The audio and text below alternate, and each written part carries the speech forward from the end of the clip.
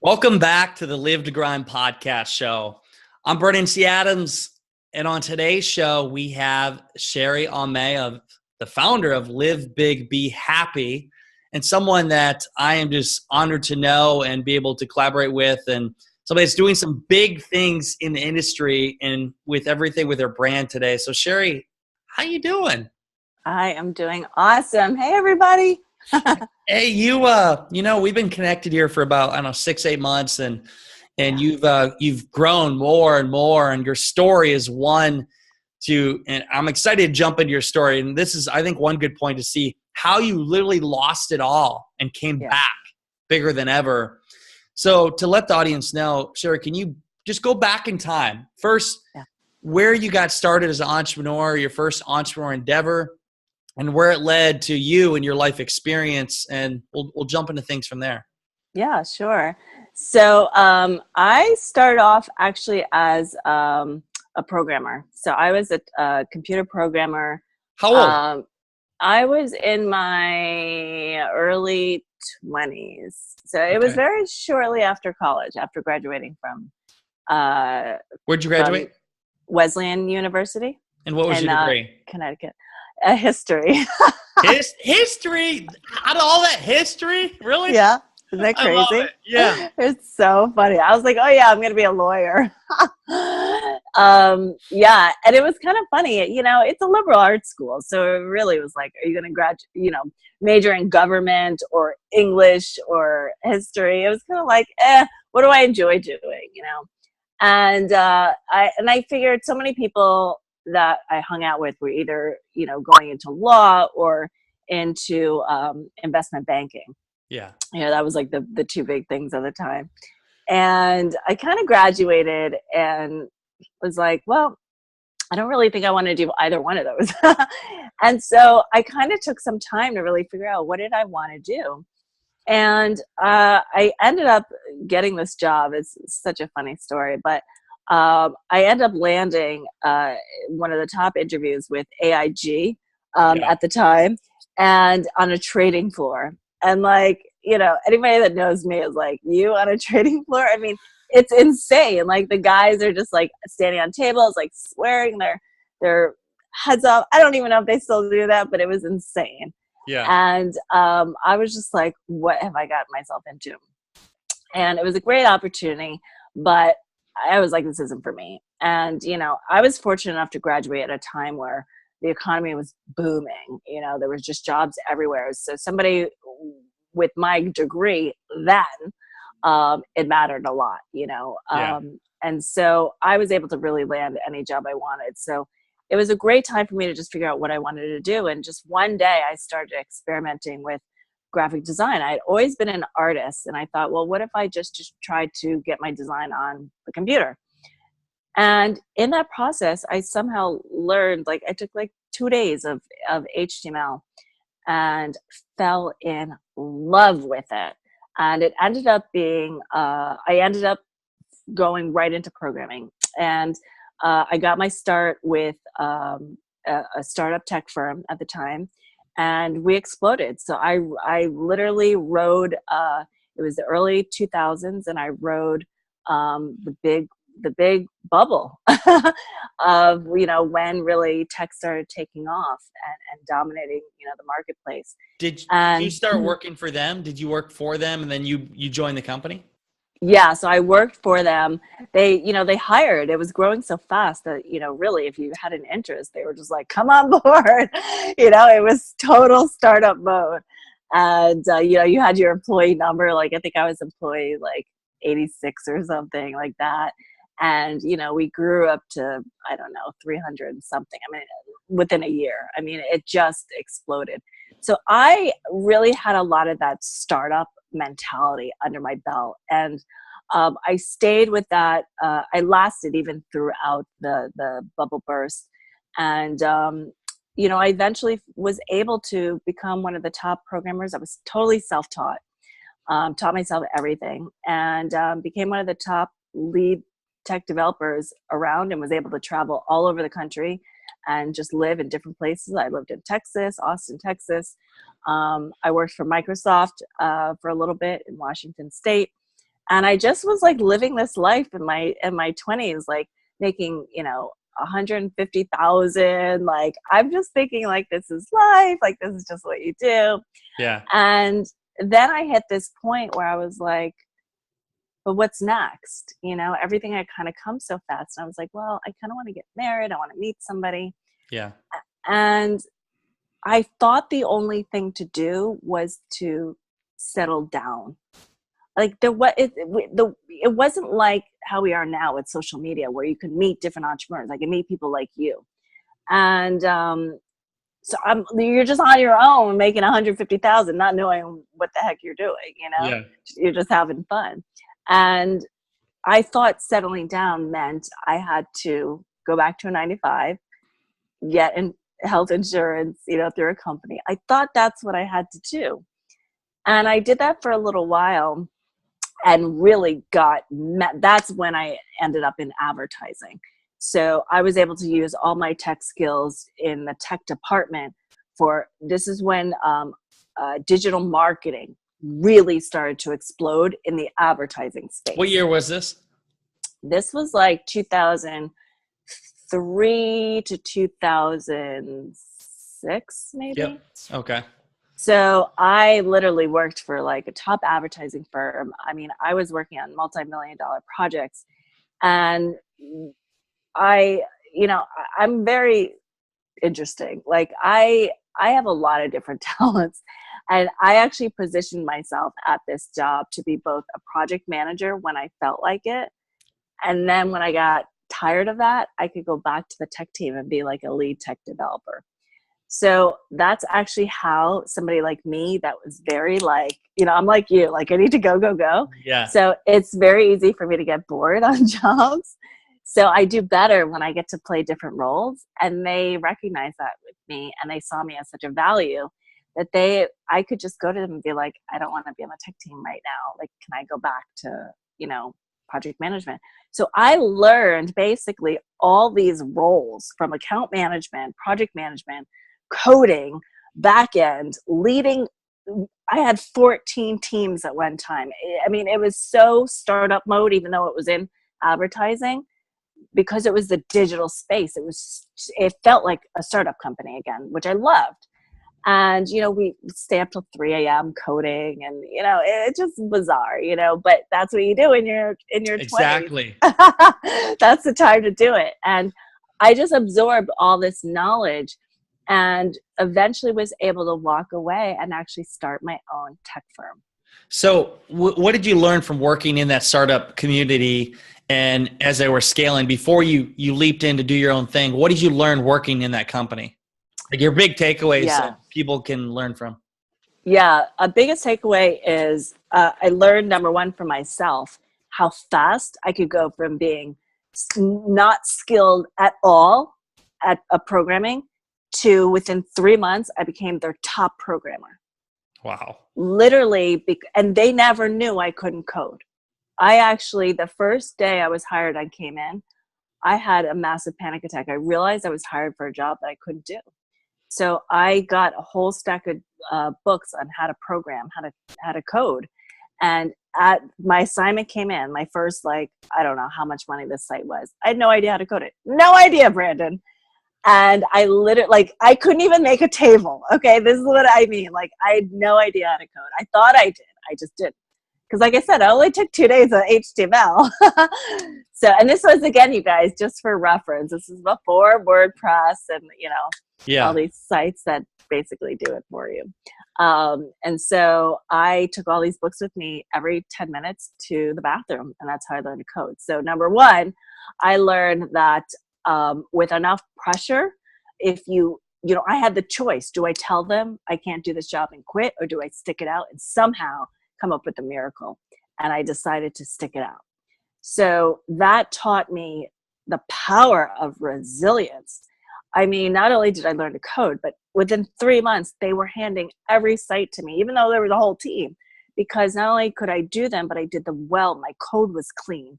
The clients loved my coding. This is programmer talk, but you were self-taught. I mean, you learn it. And I think what most people do is the opportunity you had, most people would they would just fold. They'd be like, I can't code. But you're like, I'm willing to learn. You figured it out. You got past that fear, because a lot of people get the fear like, oh, I don't want to jump in and do entrepreneurship full time, or I don't want to do this.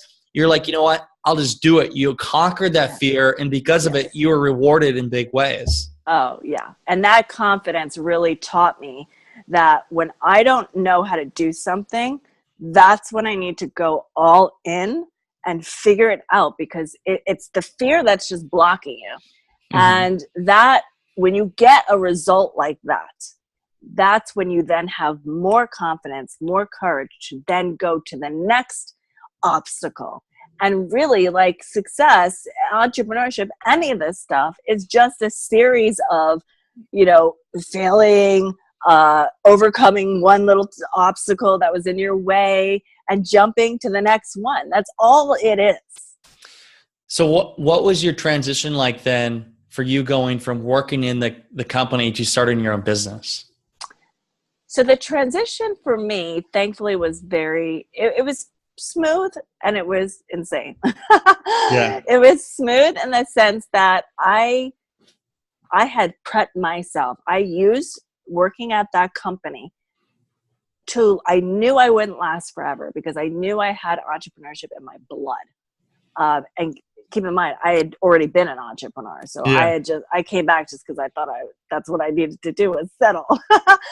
And, but I, while I was there, knowing eventually I would want to leave, I got to know every role. I went down to the legal team, that would chicken scratch all the copywriting. I sat with them. Why are you blocking that out? Why does the registered trademark have to go just once and not twice? I would sit down with the copywriters. Why did you write your headline like that? I would sit down with the account managers and say, why are we sending out emails like this? What's a value add? I didn't know what that word was. I was a programmer. And I learned everything.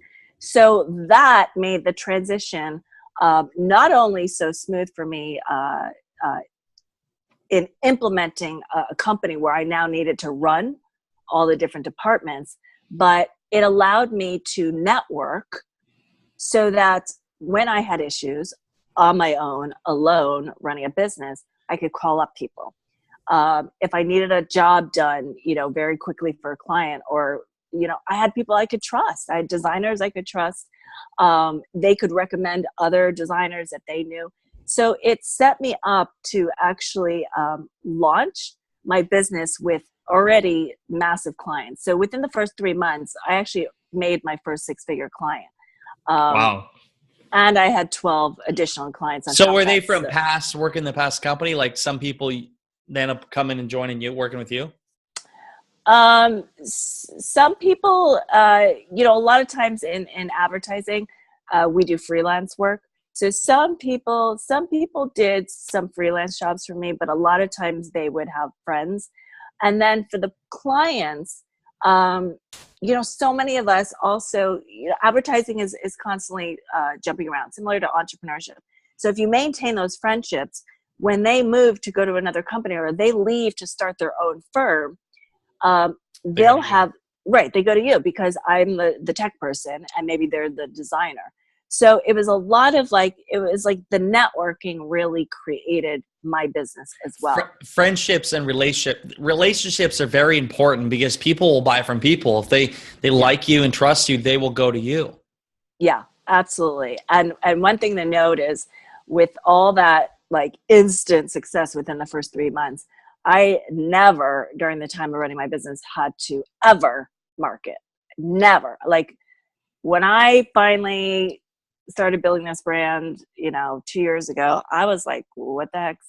What do you mean I have to do funnels and marketing? And I just new game to you. And it's sales as well. Sales, all of that was new for me because people just handed me money. Yeah. So for you, how far did you grow that business? What did you bring on people to your team? How did you scale it? So I ended up, here's the thing. I didn't know anything about scaling. All right. I will flat out tell you this now. I was running this, you know what it was? this business came about by accident. What I thought was, I was building a, what do you call it? I thought I was walking into being an entrepreneur again, like Yeah. more of a freelancer. I didn't mean to be a CEO. I Yeah. didn't mean, like, what happened was I got so much business that I just frantically, I didn't have a Grant Cardone, I didn't have you, I didn't have anybody telling me, oh, this is what's No happening. mentors around you. Yeah. No mentors, none. Like, I was just like, and what happened was I just got more and more business, and, the stress piled on. So I just it was just random. It was just like pulling in, and again, because of my network, I had really quality people. So it worked. I delivered excellent, over the top work, amazing testimonials. Everything was doing great. And it was around the height of the business that I got married. And then 2 months after, I was diagnosed with Hodgkin's lymphoma, a form of cancer. Wow. So that literally happened at the height of everything booming. So what was going through your head when you realized you had cancer, and what was like going through your mind, because you had a business booming, you just got married, and that hit? What was going through your head? Like, what were you thinking about? Number one, I thought I was going to die. Yeah. I mean, look at all the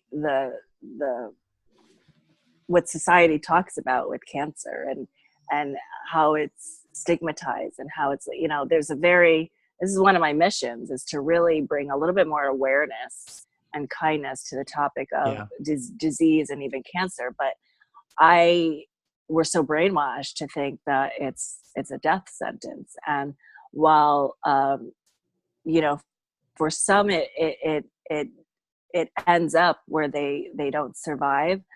What people have to understand is it's not always the cancer that, takes your life. It's the complications. It's so many different factors. And that's a whole other conversation. But I really, number one, I thought, I was going to die. So I felt a lot of shame. I felt like a failure. And I felt like... Why'd you feel like a failure? I think just because that's what society makes you think when you get a disease. Interesting. Yeah.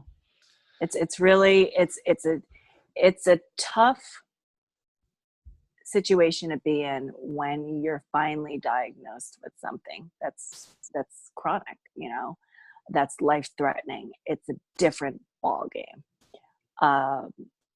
The most loving people in your life can treat you extremely differently. They can treat you like you're already dead. I mean, it will bring, not to get this somber, but,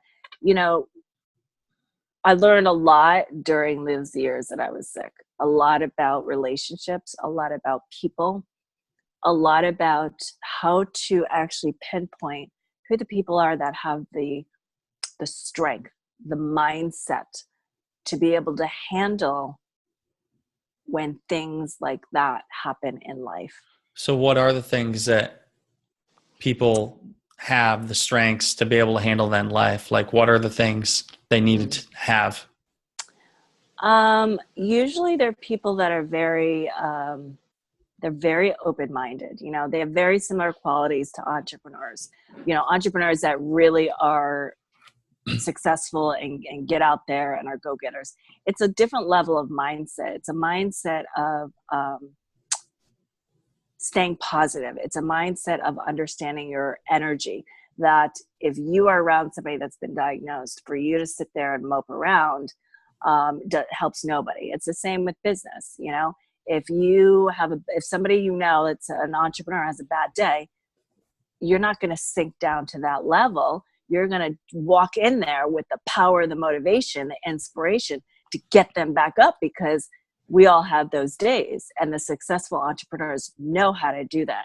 And it's very similar with disease, illness, healthcare. People need to know that your vibration is everything.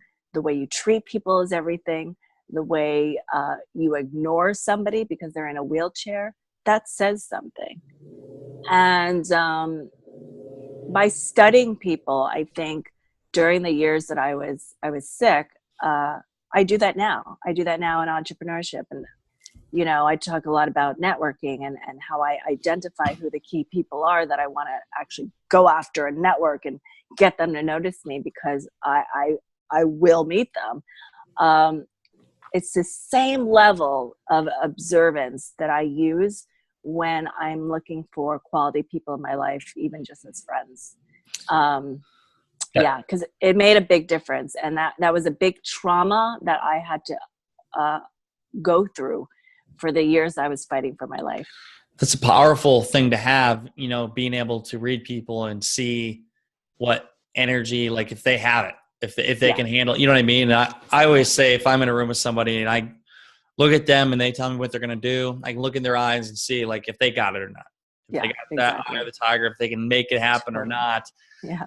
It's something. And again, that's why I said to you when I first met you, I'm like, you got it. You just, that just straight out shows it. So what are some of the things that you experience? How do people treat you differently? Like what did you learn from that?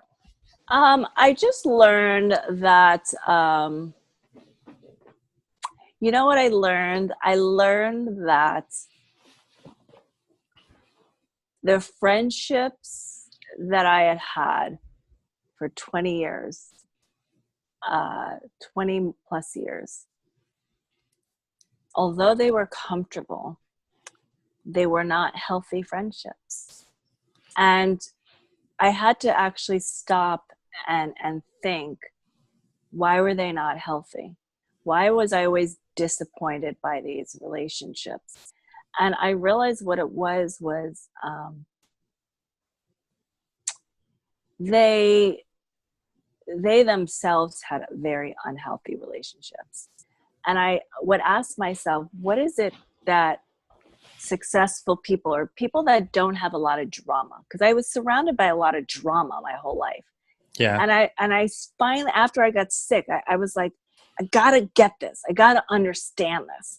Why am I surrounded by people that would walk away from me when I was fighting for my life? There's something about that. And I was determined to fix that. And I realized that the people I had surrounded myself with were they had unhealthy relationships themselves. They were used to whining and complaining. They were used to talking about how difficult life was, but yet not doing anything about it. They would get mad at me because I was always a go-getter and I was always advancing my career, and they always felt left behind.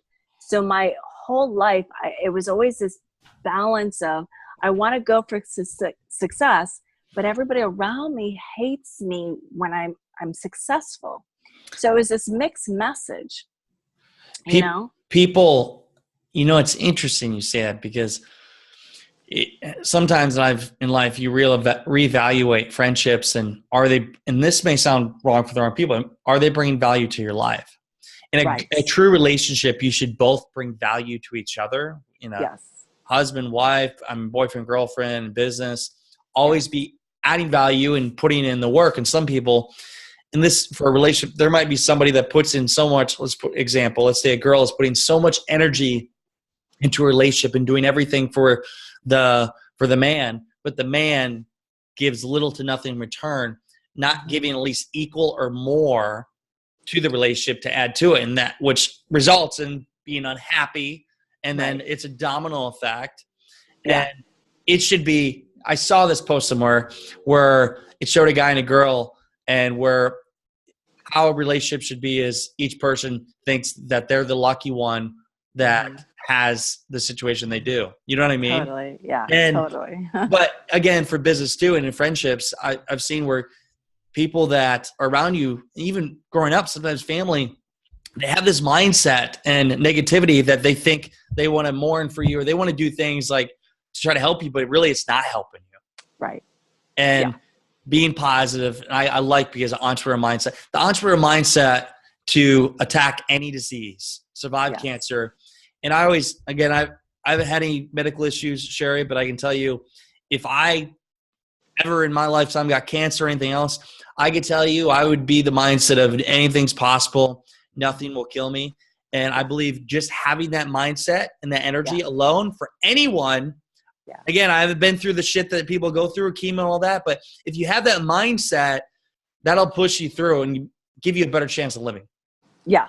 Oh, absolutely. Absolutely. And, going back to what, just to give you an idea of the level of support, a lot of my friends, I shouldn't just say friends, but I did have one or two friends, a couple of friends, as well as a family member tell me I had caused my cancer.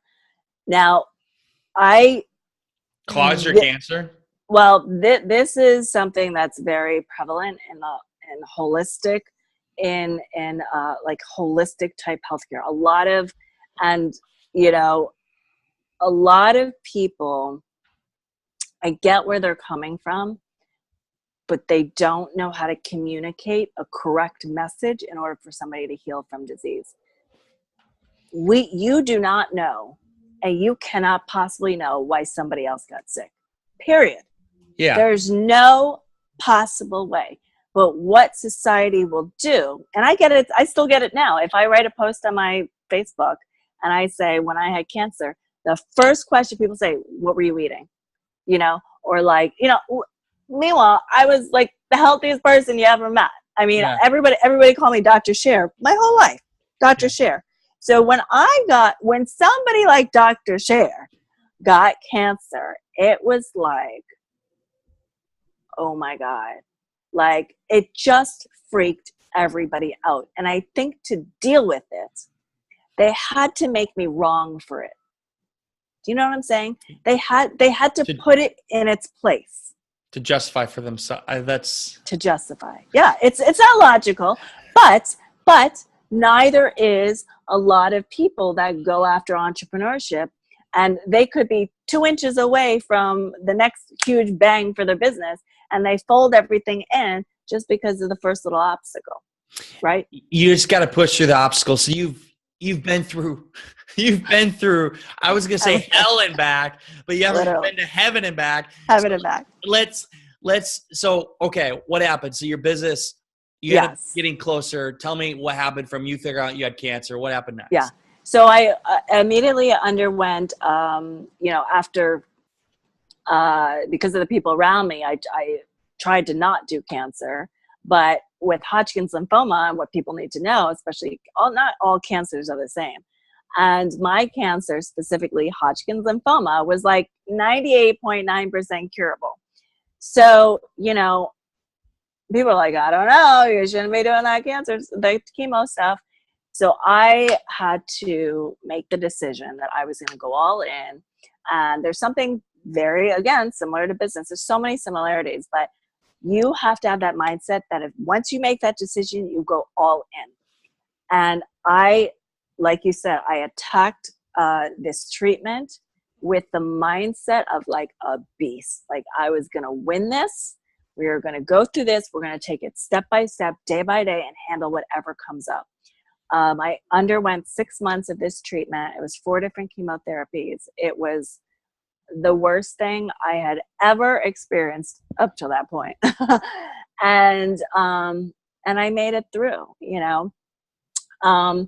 what ended up happening was I was cancer free after 6 months. How did it affect your business? Was your business still going? So it was at its bare minimum at that point, because what I did was I worked through the chemo. And then what happens is the chemo that I was on is what's the right word? Cumulative. Why am I like not figuring out that word right now? But it's, it accumulates in your system. So by the end of the 6 months, you can't walk. Like your legs literally feel like elephants. They're so heavy. So by the end, I was so tired. I was so drained. So I was just doing like bare minimal stuff. I had let go of some of the larger clients. And And I kind of transitioned more into like nonprofits and just stuff where I felt like I just was in this mood of just giving. You know, it's like after being just your body beat down, I just didn't want to do the corporate type like hustle. You know, I just didn't have that energy, and I just was in the mood to give. Yeah.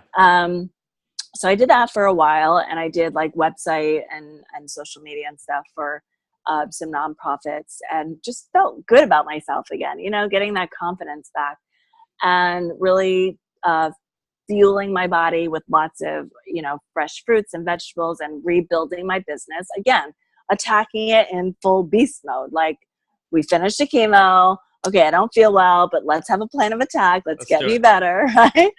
And so I did that again. And then 8 months later, out of the blue, I started having trouble breathing. And within 3 months, you know, after unsuccessful attempts at going to the local hospital and trying to see doctors, they just missed that I was in heart failure. So I knew I was dying, actually. And the day I died, I don't remember that day, but my husband took me back to the local hospital. And within 10 minutes of walking in the emergency room, I flatlined right in his arms. And that was the beginning of this whole second journey of my life, which these doctors could not resuscitate me. The whole entire emergency room was utter pandemonium. You know, just people on top of doctors on top of this table, just doing chest compressions. Within 10 minutes, they were ready to call my time of death. They couldn't get my heart to restart. And one doctor in that emergency room was like, I'm not losing her. And he happened to be my doctor, who was the chief of the local cardiology. And so he knew me, and he knew of my history with the cancer. And he's like, we're not losing her. And he ordered the entire, I mean, Brandon, it was so bad that it was the worst thing the hospital had ever seen. So they did, the staff didn't even know how to handle. Like, we can't keep her alive. Well, what do you mean keep going? Well, they didn't know what to do. So this one doctor was literally, he's been described as like a drill sergeant in that emergency room. And he just ordered everybody, continue with CPR, do this, do that. And long enough for him to install this temporary type of life support device that would bypass my heart, because it just would not restart. And they had to do on the table full chest compressions for over 90 minutes, to the point where my lungs actually were punctured by my ribs, and I had complete internal bleeding. So I was in dire condition. What made them continue to keep me alive is a story for miracles. But without a heartbeat, with just after, you know, over 90 minutes, just this one contraption delivering oxygen to the rest of my organs, just keeping the rest of the organs alive, no heartbeat for hours, Brandon. You were under, so you were dead, physically like dead for a few hours? Yeah, it was definitely a few hours. It was, you know, but, you know, what I learned was, I guess the body can stay pumping if the other organs are fed the oxygen. So they had no point, you know, after 90 minutes, is she brain dead? They had no clue. So really what took place in that room that day is why I'm still here today, because I mean, you know how many split decisions had to be made in that moment? That doctor had an entrepreneurial mindset of not quitting. You basically do whatever it took. So do you remember what was it like when you were so-called dead? Like, were you, what was in your dreams, or like what was that experience like? Yeah, it was incredible. I remember actually instantly dying. I remember it being like as easy as just walking right through a doorway. And, you know, so many of us, like, you know, in this life, you know, we're always wondering, what's it like to die? What does that feel like, you know? And it's weird because I'm like, oh, I know now. Like, I actually remember being like in heaven, being like, oh, that was easy. Can you explain Yeah. it? Because I know so many people want Yeah. to know, like, what, so like you died, like Yeah. what was it like? What do you remember for what it was like for you? I just remember it being so incredibly easy and so beautiful, just filled with, you know, it's, you really can't put into words, but I just remember being so at peace. I remember feeling light as a feather, like I had no burdens in the world. All the guilt and the shame from having cancer that I explained earlier was just gone. I mean, and all the guilt from my whole life, like I said, with all my friends always making me feel wrong for wanting to branch out and meet new people. It was just such a common theme in my life. You know, even in college, I remember I was always somebody that hung out in different cliques. And I remember I once had to sit down in front of my whole crew and apologize one-on-one to them because I had dared to go hang out with some other people. So I just remember, like, it all came to me in heaven, and I was like, I don't feel that guilt anymore. Like, Yeah. I'm free. And because it felt so incredibly blissful, I was like, I don't want to go back. And I clearly remember being like, I want to stay here. I don't want to go back. Why would I want to go back? It's so dense there. And before I knew it, I met this group of, that I call this group of beings, and they communicated with me, and I told them I wanted to stay. And they gave me time to think about that decision.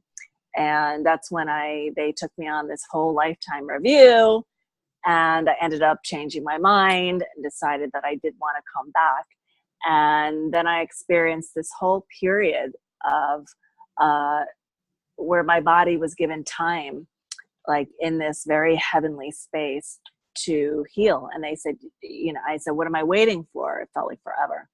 And I said, you know, everything is telepathic, but they were saying, we need to wait for your body to be ready for you to re-enter and go back. Wow. So, That's yeah. some powerful shit right there. And the crazy part is, I mean, not that everything else is crazy, but the really crazy part is that I know now what it's like as a newborn baby and their soul to actually re-enter into physical life, because I experienced the trauma of having to go from the after realm or the spiritual realm back into the physical realm, and it was rough. It What was was it like? rough. It was like I was the to explain it like briefly, it felt like I was suffocating trying to go from this expansive world into this third dimensional reality. So I couldn't actually breathe. You know how like a baby is coming out of Yeah. the womb and then they have to take their first breath of air? It was a struggle for me to get the first breath out. Wow. Do you remember when you first awakened, like what you saw was just there, Yeah. the Yeah. ceiling, you're laying there on the bed? Yeah. I remember I was laying in the bed. I knew I had died. I knew I had just woken up from my death. Apparently, this was 7 days later. So I had fallen into a coma, you know, when they had resuscitated me. And when I woke up, I knew. And I was afraid. I was afraid to go back because it was so traumatizing going from that world back into this world. I was like, don't put me under again. I don't want to have to redo that again. Yeah. I was just afraid. The transition was tough. So I loved being in the afterlife, but the transition coming back here was so rough that I was like, don't put me back under again. I don't want to die again and have you bring me back to life. So, but I couldn't speak. So I remember laying in the bed, and I remember trying to communicate with my parents, to tell them that I thought I had died. And before I knew it, they were just whisked out of the room, and I was sent back into a coma for another 3 months. 3 months. And then Yeah. when did you come to the point where you were back? Because you had a bionic heart, right? Yeah. So I was basically in and out of a coma for 3 months. That whole time I was unexpected whether or not I would live. I mean, those 3 months. So you can only imagine what my Yeah. husband went through for 3 months, Yeah. right? And at a certain point, he had to go back to work, and he's like working every day, and then driving all the way into the city. Sometimes sitting in traffic for 3 hours in New York City, just to reach me in the ICU. So, I mean, it's crazy to think of what he had to go through. But I eventually started getting better after 3 months. Like, it was just, I miraculously started becoming, they would keep me out of the coma long enough where I'd be more aware of what was going on. And it's funny because even when I was hooked up to life support, ventilator, everything, because like I said, my lungs had crushed during CPR. So they realized after I was transported into New York City hospital, that they realized that they were like, she's bleeding everywhere. Like, it was crazy. I was bleeding everywhere. Like, I can't even describe how close I came to not surviving. I was just actually bleeding out of my pores. I mean, that's how bad it was. And they couldn't figure out why. And they finally realized that during CPR at the local hospital, my lungs had been crushed. And so when they realized that, they blocked off my lungs, put me on a ventilator. So I was on the ventilator for months. And even with all the tubing, I mean, I had trees of medicines keeping me alive, the machines. I had an external heart because my heart wasn't beating. Like, it's crazy. It's literally like a scene out of the Matrix. And I remember even in that state being like, I was so oblivious to what was going on that I was like, stop telling me I'm sick. I would actually like write or however I could communicate. I would let everybody in the room know, do not tell me that I'm like dying. Do not tell me that. I don't know how I communicated this, but I was so used to being in a meditative practice. I was so used to reading books like Louise Hay or Wayne Dyer, that even in this crazy state of being in the ICU, I had the tools in me that I had been reading for years. You know how we see my motivational quotes Yep. every day, right? Yep. That was my moment when I was fighting for my life in the ICU, attached to every single possible life support device known to man. That's when I said, now is the time to utilize all of those motivational quotes. Now is the time to put it into practice. So it was survival mode. And it's like, this is what I have to do. So when you were in this experience and basically in your bottom of life, it's like a renewed birth. Yeah. Were you rethinking like, hey, did you think about things that you still want to do in life? Hey, this is what I want to accomplish. Like, what was going through your mind for your future? What were you really thinking about? You know, there were times where I thought,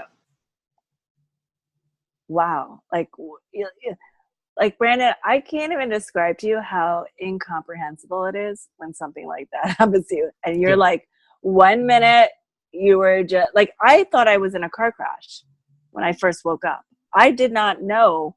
I didn't know it was my heart. My husband says, your heart. I'm like, I feel like I've been in a like run over by a truck. Yeah. And the only thing I could think of was, I felt, wow, is this why I had worked? I was such an overachiever. And I thought, is this why I got all A's? Is this why I went to the best college? Is this why I worked so hard to build other people's companies? Is this why I worked till 3 a.m. building sites for these top brands that you eat every day? Yeah. to land here by myself, attached to life support, where, yes, people are helping you, but there's no darker place to be. There's no darker place to be than fighting for your life. Nobody can reach into your soul and hug that dark part of you that is completely alone, staring face to face with your mortality. Wow. So I'm visualizing this myself if I were in that position. So for you to get out of that, did that give you the motivation to realize I'm doing my thing? I'm doing what I want. I will never again do something on other terms. Yeah. That was real. That was the beginning of, yes, that most powerful awakening that you feel in me today. That statement right there embraces everything that I preach. You know, even at the end of the show, create something great, become unforgettable because life is too short not to. I mean, your life ended, it came back and you realize that life's too short to spend until 3 a.m. building somebody else's company or brand or anything else, doing all these things that for society that we think we should have to do. When in reality, you realize, why not just do what I want to do? Focus, because every day could be my last. So why don't I focus on every single day? And that was kind of the lesson you were experiencing for yourself in that moment. Absolutely. So what did you do? So moving forward, I think you had another incident, right? Like you had a heart transplant, it failed. So basically since then, you know, I got out of the hospital after 4 months. Because I had this big external bionic heart keeping me alive, they had this crazy latest technology that reduced the size of the bionic heart to something more portable that patients could go home with. I was completely in end stage heart failure at this point.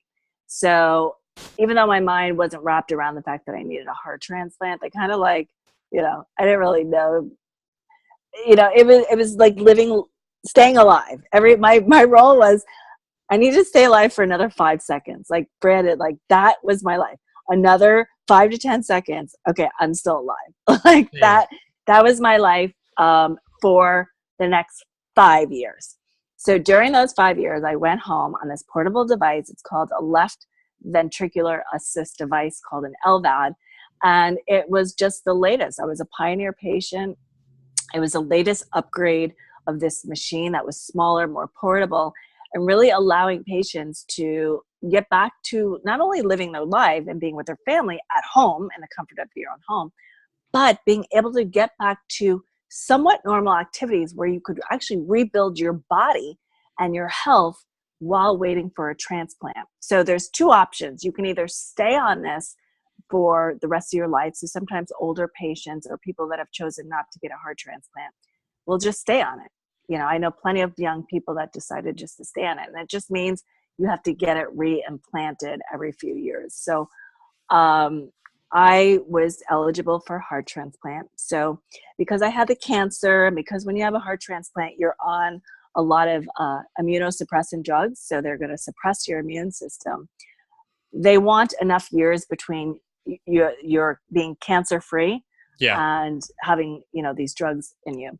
So we had to wait a few years, and then I was able to be listed. So I waited about 1.5 years for a heart. And with this, you know, bionic heart, and, you know, it was stressful. You know, it's stressful to have a computer keeping you alive, but, you know, and you just live day by day. You live second by second. You know, complications can happen, but you put your trust in the hands of the doctors. You put your trust in a higher vision for your life. I spend a lot of time in nature, just, you know, and away from people. That was really how I handled it, because every time I would see people, they'd be like, "Oh, I can never do that." I'm like, I had a choice. You know what I mean? Yeah. I guess the other choice would be, I would say, don't put that in me and let me die. You know? So you get, again, random comments from people like that when you're actually diagnosed. All right. These are the things you hear after you're diagnosed with something. You just hear really things that just people, I guess they just don't know what to say. So they say all the wrong things. Yeah. But Brandon, I made the best of being on that bionic heart. Like, I'm not going to tell you it was easy at all. I cried my eyeballs out day after day, but I would dry off my tears. And that day I would say, okay, just today, you're strong enough. You're going to take yourself to the lake. You're just going to sit all day by the lake and just envision this beautiful life and do whatever the tools were that kept my mindset grounded day after day after day. And I did that for the full 5 years on it. When I got listed on the heart transplant, that was a whole other emotional roller coaster. I was terrified. You're going to take my heart out and put somebody else's heart in me? Like, are you sure you know what you're doing? Are the doctor's hands steady? Like, Yeah. What's the success rate in this? And for anybody out there, just so you guys know, when I was told I had to have a heart transplant, I literally, the only thing I thought of was like back in the 80s when they did like their first like pig heart transplant or something, or like, and like it didn't work out. And I was like, that's all I knew. Because how many people do you know think about heart transplants or really know anybody that's had one? So my mind had to get caught up with the latest, like how many years had gone by and the advancement of technology. So turns out they do, I mean, there's so many heart transplants done every single day. It's insane. But I had to go through this period of really getting comfortable with the fact that I now needed to accept peace. I needed to say goodbye to my own heart. So I started this process of like releasing my old heart before the surgery. You know, you don't know when you're going to get called. It's, you know, unfortunately, whenever there's a donor heart. So, you know, when they get the heart, you got to show up within, you know, an hour to the hospital. So you have like, not a beeper, but you know, your phone always is it literally right after somebody dies? Yeah. Yeah. So it's emotional. so you got your heart. Yeah. And then what happened? So I got my heart, but when they put the heart in, it didn't start. And so I had to be hooked, and I know it sounds crazy, but it does sometimes happen. And they know how to deal with it. So, but it was a major complication. So with the new heart, they had to put me on all of the same life support that I was on years prior. So it was like round 2 of full-blown life support, the ventilator. Oh my God, it was just crazy. And I was in the hospital again for another 3 months, but this time I recovered faster. But you know, when you're in bed for so long, your muscles become atrophied. So for the second time now being on life support, I had to do full body rehabilitation. So that kind of made me stay in the hospital for 3 months. I couldn't even stay. But then that heart worked. Yeah, but then everything worked. I came home. I was still in a wheelchair. And I'm a go-getter. So I'm like, well, I'm home. I don't feel well, but let me start a business. So I started my brand. I was like, it can't be a programmer anymore. It hurts too much to sit at a computer. And I said, I don't know what I'm going to do, but I just know I've run out of my savings. So thankfully I made a lot of money in advertising, where I actually had 6 years of life savings, which most people, if they're lucky, they have like 3 to 6 months. Like I had 60 years. So I was very good with my money. So I was able to live off like just drips of that, like for the whole time I was sick. And, but I ran out by the time I had the heart transplant. Did you have insurance or was it all? Yeah. So I had insurance. So to keep me alive, it cost, to bring me back to life, it cost, $3 million. How much did this whole process cost? $3 million for all of it? Yeah. $3 million. Well, $3 million before the heart transplant. Wow. Holy shit. Yeah. So thankfully I had health You're insurance. worth every million. I know, right? So yeah. What was it like? So, okay, you got past this, you went through just years, just so much struggle and everything else. Yeah. You kept positive mindset. So how did you, like, now that you got back, what was this, a year ago, 2 years ago? 2 years ago now. So how did you get back into the entrepreneurship world to start actually making money and building up your business? Yeah. So I had one idol that had actually helped me get through cancer, and her name was Chris Carr. And she's a cancer thriver. She actually still has cancer, but she's got a massive brand. She's a part of the whole Hay House publication. She's spoken with Wayne Dyer, Louise Hayes, that whole crew. And I loved her brand. I loved her mission. I loved how she turned her current cancer diagnosis that she still has to this day. It's just a very slow moving cancer. I love how she used this platform to just vulnerably come out and share everything. For her, it started with a DVD movie that she launched called Crazy Sexy Cancer.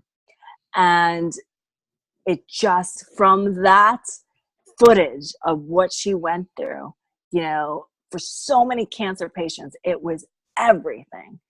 And she inspired me so much to just fight through it all, that I was like, I can't do much with my body right now. I'm so broken. But Yeah. what if I could use my story to inspire people? And the only thing I knew how to do, because I didn't have a business, didn't know where it was going, but I had a vision. I had a vision very similar to hers of how I could build a brand platform with the story as my base. And I could envision all these sub brands off of it that could generate income, serving people, but also fueling money back into my core brand so I could go bigger and serve more. And so that's where Periscope launched. It just happened to launch like 3 months after I got home from the hospital.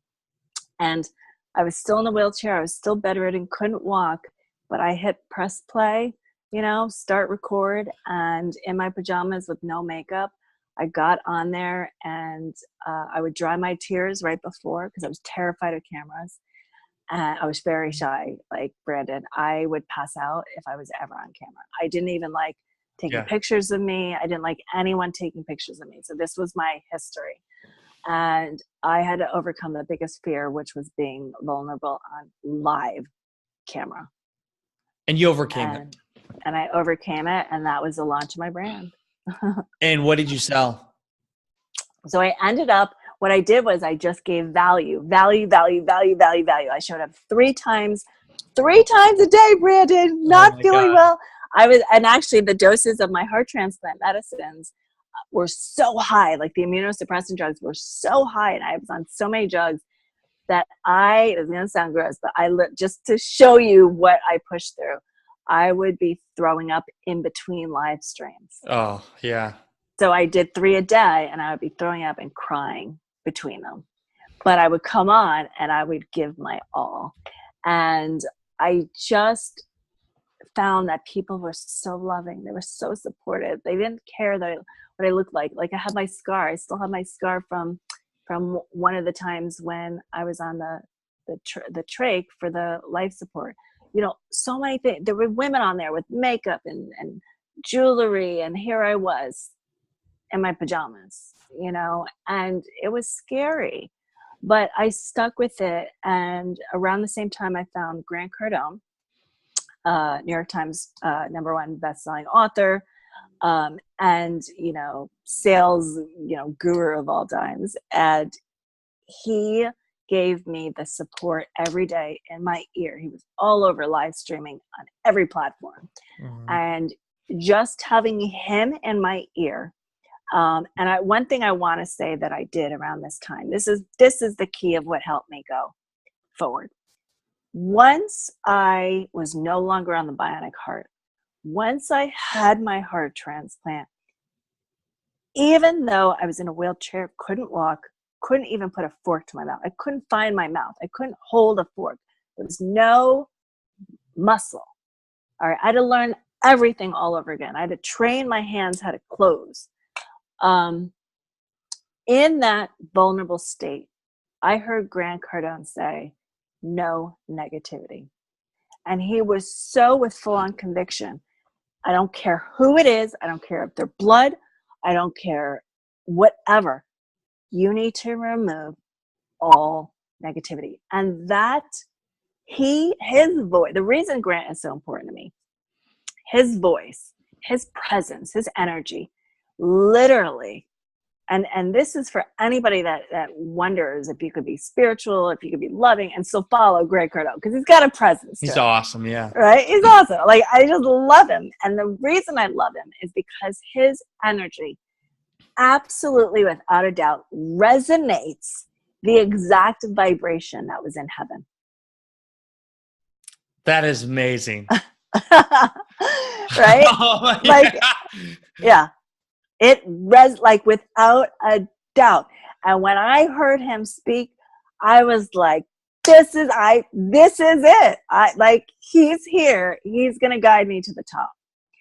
And all I did was I listened to everything he said. When he said, get rid of no negativity, I went to all the people in my life. I don't care if they were family or not.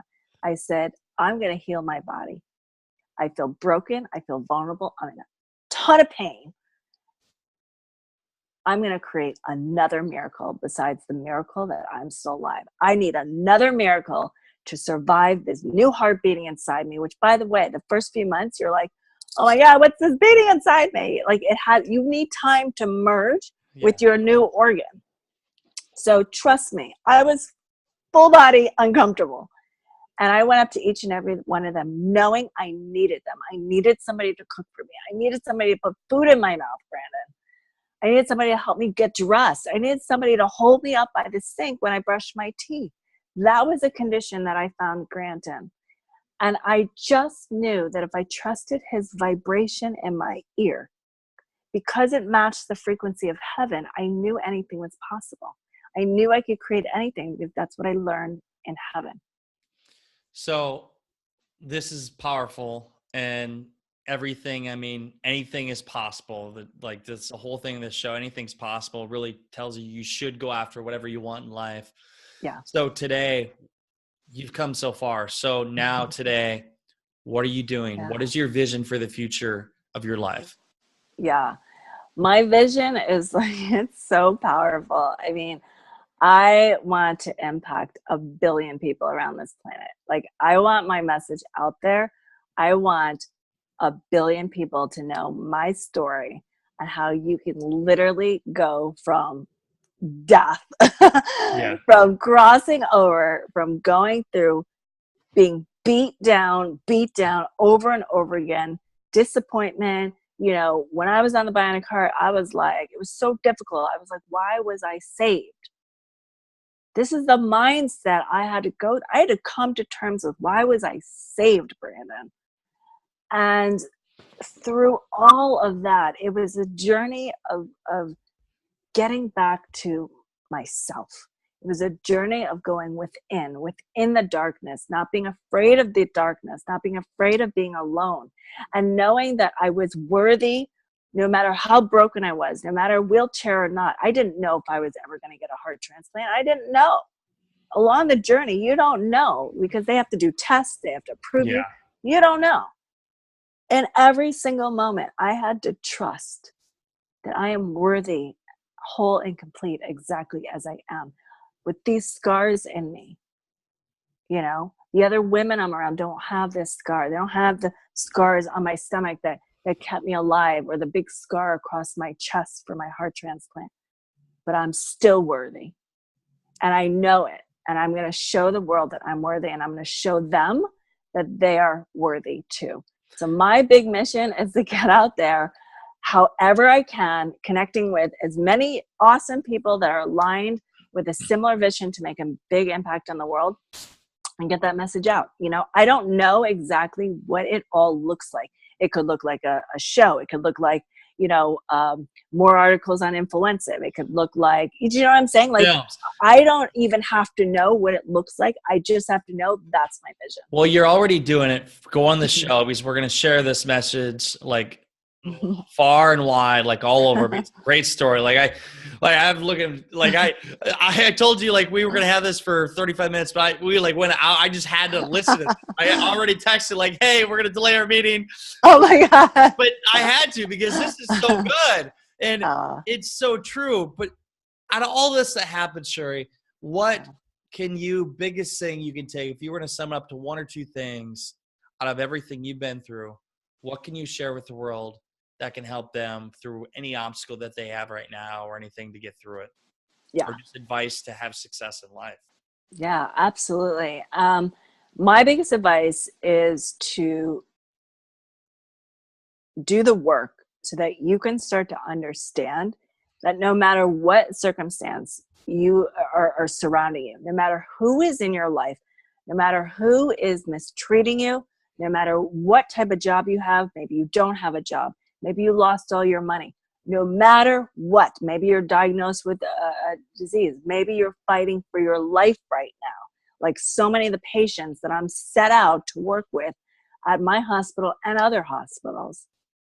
No matter what you are facing, you are always okay. And I learned that in heaven because I already shared with you how beautiful it is even in heaven.